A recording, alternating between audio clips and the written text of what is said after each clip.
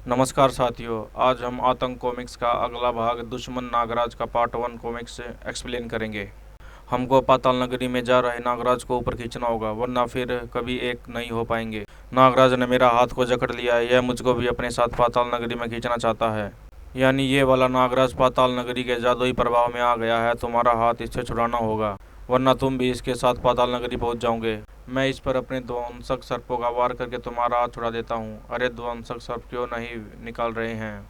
मैं स्वर्ण पास की मदद से तुम्हारा हाथ आजाद करा देता हूँ। इस नागराज की शक्ति के साथ पाताल नगरी की राक्षसी शक्ति भी जुड़ी हुई है, इसलिए मेरा पास भी इसको रोक नहीं पा रहा है और मैं अंदर खिंचता जा रहा हूँ। अब जो कुछ भी करना है वह मुझे ही करना होगा। भाग्यवश इस नागराज के हाथ मेरे ब्रेसलेट के ऊपर से पकड़े हुए हैं। अगर मैं इस ब्रेसलेट को खोल दूं तो इसके ऊपर टिका हुआ नागराज का हाथ फिसल जाएगा और मेरा हाथ आज़ाद हो जाएगा। शुक्र है ध्रुव, आखिरकार तुम अपनी अक्ल का इस्तेमाल करके आज़ाद हुए। लेकिन तुम्हारी तबीयत कैसी नागराज? कैसा महसूस कर रहे हो तुम? मुझे तो कोई फ़र्क महसूस नहीं हो रहा। चिंता की बात सिर्फ यही है कि मेरे ध्वंसक सर्प मेरे बुलाने पर भी मेरे शरीर से नहीं निकले। कहीं दूसरा नागराज तुम्हारी शक्तियाँ भी तो नहीं ले गया है? जरा चेक तो करना कि अभी कौन कौन सी शक्ति तुम्हारे पास है। मैं फुकार तो छोड़ सकता हूँ, लेकिन विष की तरल फुहार नहीं छोड़ पा रहा हूँ। किसी भी सतह पर हाथ चिपका कर तो चढ़ सकता हूँ, लेकिन नाग रस्सी मेरी कलाई से नहीं निकल रही। हालांकि सर्पों को दूसरे रूप में मैं छोड़ सकता हूँ, और मैं अपने शरीर को छेदारी कणों में भी नहीं बदल पा रहा हूँ। कई खास सर्प भी मेरे शरीर में नहीं हैं, जैसे सोडांगी, लेकिन शीतनाग कुमार मेरे शरीर में अभी भी है। तो तुम्हारी बाकी शक्तियाँ कहाँ गई? वो जरूर उस दूसरे नागराज के पास है जो पाताल नगरी में खिंच गया। यानी कि नागराज ही दो भागों में नहीं बटा है, इसकी शक्तियाँ भी दो भागों में बट गई है। अब न जाने क्या गुल खिलाएगा इसके दूसरे शरीर की शक्तियाँ।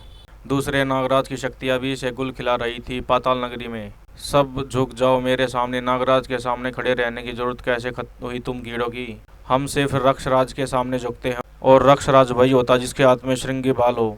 बता कहाँ है श्रृंगी बाल? उधर है। ये तो किस मुसीबत को यहाँ खींच लाया अंकारा? मुझे इससे बचने का एक यही रास्ता समझ में आया। अब मुझे बचाने का रास्ता सोच मूर्ख। पहले श्रृंगी बाल को तो बचाइए रक्षराज। आज पहली बार किसी ऐसे राक्षस को देख रहा हूँ जिसमें उस श्रृंगी बाल को उठा सकने की क्षमता है, जिसे अब तक सिर्फ आप ही उठा सकते थे। हो, ये ठीक कहा तूने। श्रृंगी बाल जब मेरे हाथ में होगा तो ये अपने आप मेरा गुलाम बन जाएगा। लेकिन मेरे रास्ते पर क्यों दौड़ रहा है? हट जा मेरे रास्ते से। ये कैसी महक है जो मेरा दम घोट रही है? जहरीली महक लगती है। यह तो सीधा श्रृंगी बाल की तरफ दौड़ रहा है, इसको रोकना होगा। फर्श उछल कर मेरे पीछे फेंक रहा है।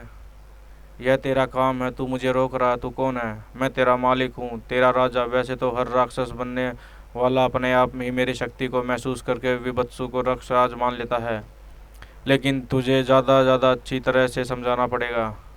ऐसे समझाना तो तुझे है विभत्सु, और वह ये कि नागराज के रहते कोई दूसरा राजा नहीं बन सकता। तू शक्तिशाली जरूर है नागराज, और पाताल नगरी के कारण तुझ में राक्षसी गुण भी आ गए हैं, लेकिन फिर भी यह मेरी नगरी है, मेरे गढ़। तू यहाँ पर मुझको चुनौती नहीं दे सकता। इसके जादुई बादल के कारण भारी भारी खंभे पिस्टन की तरह चल रहे हैं, हवा में उठकर मेरे शरीर के पर गिर रहे हैं, मुझे दबा रहे हैं। मैं इच्छाधारी कणों में बदलकर आज़ाद हो सकता हूँ, लेकिन फिलहाल ज़्यादा जरूरी बच्चों की श्रृंगी बाल तक पहुँचने से रोकना। इस भवन का यह हिस्सा उन 3 खंभों पर टिका है। अगर ये खंभे नहीं रहेंगे तो भवन की छत पर जमीन से आ मिलेगी। इस भवन के साथ साथ विभत्सु भी घुल में मिल जाएगा, और फिर मुझे चुनौती देने वाला कोई नहीं बचेगा। नागराज बन गया है रक्षराज। नहीं, तू नागराज है और नागराज ही रहेगा। तू बच गया। अब कोई जादू नहीं, कोई सर्वशक्ति नहीं। अब मैं तेरे शरीर को अपने वारों से तोड़ डालूंगा। मर जाएगा तू। जिंदा रहना चाहता है तो बता दे श्रृंगी बाल कहाँ है? दे दे श्रृंगी बाल मुझको। वह रहा श्रृंगी बाल, ले ले उसे। अब तू मेरा गुलाम है, सब मेरे गुलाम हैं।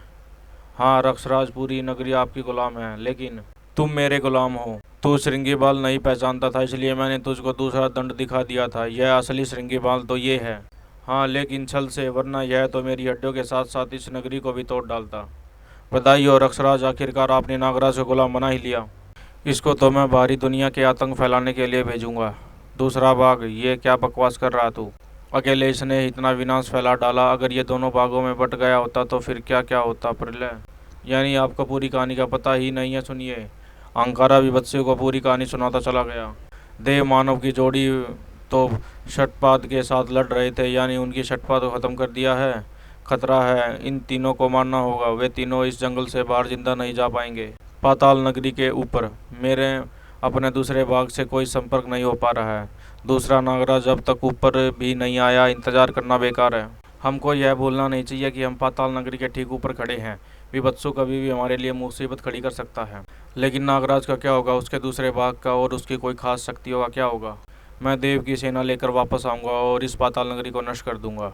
तब नागराज अपने आप ही आज़ाद हो जाएगा और उसके दोनों भाग आपस में मिल सकेंगे। अब आओ। लेकिन तीनों द्वार में घुस नहीं पाए। अरे, हमको पकड़ कर वापस कौन घसीट रहा है? ये तो पेड़ की जड़ें हैं। पेड़ की जड़ें तो सिर्फ मेरे अंग हैं। वैसे कीचड़ के शरीर में और भी बहुत कुछ है। ओ, मांत्रिक जल के कीचड़ और जल के को पिसे हुए पेड़ के मैल से बना एक प्राणी। लेकिन ये हमको क्यों मारना चाहता है? ये नहीं, विभत्सु हमको मारना चाहता है। ये कीचड़ उसी की उपज है। ये तो हमको अजगर की कुंडली की तरह अपनी शाखाओं में लपेट रहा है। और मेरे पास आज़ाद होने के लिए इच्छाधारी शक्ति तक नहीं है। अस्त्र के नाम पर मेरे पास सिर्फ स्वर्ण पास है, जिसका असर कीचड़ पर होने नहीं रहा। द्वार भी छोटा होकर बंद होता जा रहा है, वरना मदद यहीं पर मंगा सकता था। क्या कोई दूसरा देव इस द्वार बनाकर नहीं आ सकता? ऐसा कर सकने वाला यंत्र स्वर्ण नगरी में सिर्फ एक ही है, जो फिलहाल मेरे पास है। स्वर्ण पास तो तुम्हारे नियंत्रण में है, उसके जरिए द्वार के पार से कोई शस्त्र मंगवा लो। Good idea. तब तक मैं हमको सबको कीचड़ से आज़ाद कराने की कोशिश करता हूँ। अगर ये सचमुच एक जीवित प्राणी है तो इसको दर्द का एहसास भी जरूर होगा। दर्जनों सर्पों के विष दंश और इसका विष इस पर असर जरूर करेगा। कीचड़ सचमुच तिलमिला उठा और उसकी पकड़ ढीली होती गई। हम आज़ाद हो गए। धन्यवाद नागराज। मेरा स्वर्ण पास द्वार के पार से स्वर्ण नगरी से एक अस्त्र भी ले आया है, जो तीव्र उष्मा के गोले छोड़ता है। ये गोले कीचड़ के लकड़ी के अंगों को जला देंगे। वैसे भी इस पर नागराज के सर पे विष का असर अभी तक है। विष को मेरे तंत्र जड़ों द्वारा बाहर निकाला जा रहा है और मेरे अंदर भरा कीचड़ तेरी आग को बुझा देगा। अब तेरा अस्त्र भी तेरे हाथों में नहीं रहेगा और दूसरा कोई अस्त्र शस्त्र तू मंगा नहीं पाएगा, क्योंकि अब तेरा द्वार भी बंद हो चुका है। तो फिर तेरा अंत मेरे विष से ही होगा कीचड़। अब तेरे सांप भी मुझ तक नहीं पहुंच पाएंगे। उसका विष तो मेरे अंदर पहुंचना दूर की बात है। अब बहुत हुआ ये खेल। मौत की घड़ियां गिनने शुरू कर दो तुम तीनों। ये हम पर मांत्रिक कीचड़ की फुहार छोड़ रहा है और ये कीचड़ हमारे शरीर पर फैलकर हमको ढक रही है। इस गीली और चिपचिपी कीचड़ को हटाने में सारा प्रयास विफल हो रहे हैं। अब थोड़ी ही देर में हमारा दम घुटना शुरू हो जाएगा, क्योंकि कीचड़ हमारा मुंह और नाक को भी ढक चुकी है। अब तो कोई भी नाक शक्ति मेरे शरीर से नहीं निकल सकती। ये कीचड़ शरीर पर से हटाना ही होगा। मांत्रिक कीचड़ शरीर पर अजीब सा असर कर रहा है। सारा शरीर शिथिल होता जा रहा है। देखता रह अंकारा, तीनों मरेंगे और तड़प कर मरेंगे। तुम क्या ढूंढ रहे हो ध्रुव? यहाँ पर ऐसी कौन सी चीज़ है जो हमारी मदद कर सकती है? तुम्हारा आग्नेय शस्त्र वह यहीं कहीं पर गिरा था, मिल गया। लेकिन इससे होगा क्या ध्रुव? कीचड़ पर तो ये बेअसर है, लेकिन दूसरे पेड़ों पर असरदार है ना। तुमने तो जंगल में आग लगा दी ध्रुव, लेकिन इससे फ़ायदा क्या होगा? इस आग में कूद पड़ो धनंजय। नागराज, समझो कि ये आग भट्टी है और हम भट्टी में पकने वाले मिट्टी के बर्तन हैं। आग हमारे शरीर पर लिपटे कीचड़ को सुखाकर सख्त कर देगी और सख्त परत एक ही बार में टूट जाएगी। कुछ ही पलों में तीनों कीचड़ के खोल से आज़ाद थे पाताल नगरी में। ये तो आज़ाद हो गए, कहीं ये कीचड़ को भी ना ख़त्म कर दे। जल्दी ही कुछ सोचना होगा। मैं बताऊं, इस नागराज को उनसे निपटने के लिए बाहर भेज दो। रक्षपति मूर्ख, धनंजय अपनी शक्तियों से इन दोनों नागराजों को एक कर देगा, फिर हमारे हाथ लगा इकलौता नागराज भी जाता रहेगा। क्यों ना हम दोनों नागराज के स्थान बदल दे। ऊपर वाला नागराज यहाँ बंदी रहेगा और हमारा नागराज इन दोनों को खत्म करने के बाद महानगरों में विनाश फैलाएगा। और फिर जब ऊपर वाला नागराज भी हमारे वश में आ जाएगा तो हम दोनों नागराज को एक एक करके देंगे और फिर हमारी महाशक्तिशाली नागराज हमारा गुलाम रहेगा। ख्याल तो तेरा अच्छा है। ऐसे हमारे गुलाम नागराज को सही समय पर आराम से आतंक फैलाने का मौका मिल जाएगा, क्योंकि नागराज को सिर्फ नागराज ही रोक सकता है और नागराज तो हमारे कब्जे में रहेगा। लेकिन इस काम के लिए इन तीनों को अलग अलग करना होगा, ताकि बाकी दोनों हमारे काम में अड़चन न डाल सके। और ऊपर कीचड़ भी हमारे पीछा करते हुए जलते पेड़ों के घेरे में आ गया है। यानी अब इसके शरीर का कीचड़ भी वैसे सूख जाएगा जैसे हमारे शरीर का कीचड़।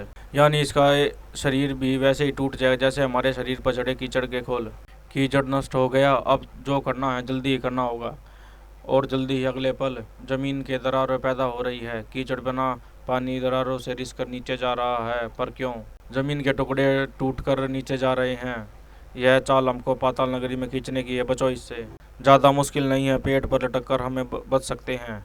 मैं भी सरपरस्ती छोड़ता हूँ। मैं तो भूल गया, सरपरस्ती छोड़ने वाली शक्ति अब मेरे पास नहीं है।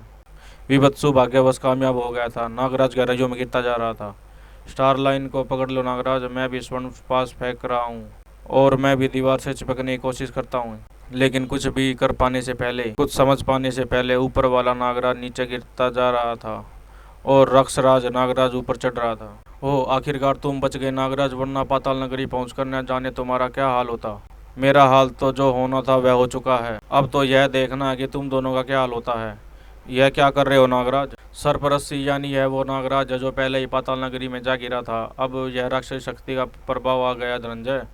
हाँ, और जादुई शक्ति से बनी इस रस्सी को न जाने हम तोड़ पाएंगे या नहीं। कोशिश करते रहो, तब तक मैं महानगर को दूर में मिला कर आता हूँ। दूसरा नागराज स्थिति को अच्छी तरह से समझ गया था। मैं अपने आप को पाताल नगरी पहुंचने से रोक नहीं सकता। नीचे पहुंचते ही पाताल नगरी की राक्षसी शक्ति मुझ पर हावी हो जाएगी। मुझे बचने का यत्न करना ही होगा, पर कैसे? एक शक्ति आजमाई जा सकती है, सम्मोहन शक्ति। इसके प्रयोग से राक्षसी शक्तियाँ मुझे मस्तिष्क के जरिए गुलाम नहीं बना पाएगी, लेकिन उसके लिए मुझे अपनी आंखों को देखना होगा, और यह एक ही चीज़ है जो मुझे अपनी आंखों में दिखा सकती है, मेरी बेल्ट का धातुई सांप। मैं अपने मस्तिष्क को आदेश देता हूँ कि वह राक्षसी शक्तियों का हर संभव प्रयोग करेगी और अपने आप पर हावी होने से रोक पाए रखेगी। नागराज के नीचे पहुँचते ही, आ मेरे गुलाम आ, झुककर पैर छू अपने मालिक के विपत्सु के। मैं तुम्हारे पैर नहीं छू रहा हूँ वत्सु, बल्कि तुझे घुटने टेकने पर मजबूर कर रहा हूँ अपने सर्प छोड़कर। देख हाल अपनी पाताल नगरी का। भवन गिर रहे हैं, धस रहे हैं, पर क्यों? मेरे सर्प पाताल नगरी की नींव खोद रहे हैं। जल्दी तुम्हारी नगरी मिट्टी में मिल जाएगी वत्सु। यानी तू मेरे नियंत्रण में नहीं है, पर कैसे? सोच विवत्सु सोच। श्रृंगी बाल का स्पर्श होते ही तू मेरे वश में आ जाएगा नागराज। ऐसा है तो ये खतरा मैं उठाऊंगा नहीं। श्रृंगी बाल को तेरे हाथ में रहने ही नहीं दूंगा। पकड़ लो इसको, मैं इसको अपना गुलाम बनाकर ही रहूंगा। नागराज की फुकार छूटी और राक्षस बेहोश होकर गिर रहे थे। यह नागराज तो पहले वाले से भी अधिक खतरनाक लगता है। इसको बंदी बनाने के लिए कोई नायाब तरीका खोजना पड़ेगा। इसके दिमाग में घुसकर इसकी शक्ति का राज जानना पड़ेगा। मुझे झटका क्यों लग रहा है? शायद इसके दिमाग में कोई प्रतिरोधक शक्ति है। अब क्या करूं? कैसे रोकूं इस तूफान को? पाताल नगरी बर्बाद हो रही है, इसका कोई ना कोई कमजोरी तो होगी ही। हाँ, ये एक मानव है, और मानव की कमजोरी होती है उसकी भावनाएं, दूसरों के प्रति उसका प्यार, जो हमारे अंदर नहीं होता है। अभी इसको काबू करने का नक्शा लेकर आता हूँ, और कुछ ही पलों के बाद। रुक जा नागराज, वरना तेरे साथी का सिर्फ धड़ बचेगा। मैं बेबस था नागराज, इसलिए यह मुझे इस तरह से यहाँ तक ले आने में सफल हुआ। ध्रुव तुम। और इसी के साथ दुश्मन नागराज कॉमिक्स का पार्ट 1 का अंत होता है। जल्दी हम सेकंड पार्ट के साथ आपके सामने पेश होंगे। भाइयों, लाइक शेयर और सब्सक्राइब जरूर करें। धन्यवाद।